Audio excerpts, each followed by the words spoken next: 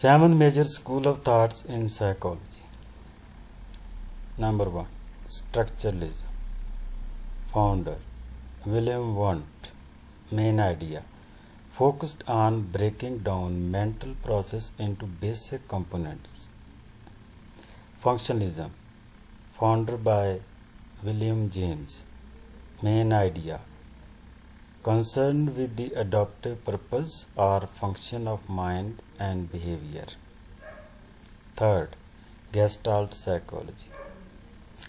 Founder by Whitmer, Kohler, Kafka and Levin.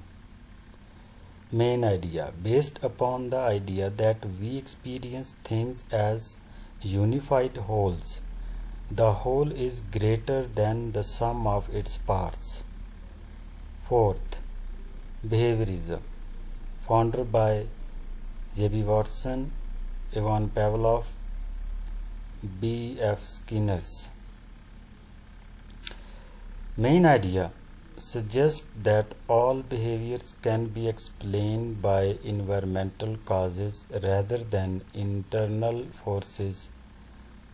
Observable behavior. Fifth, Psychoanalysis. Founder by Sigmund Freud.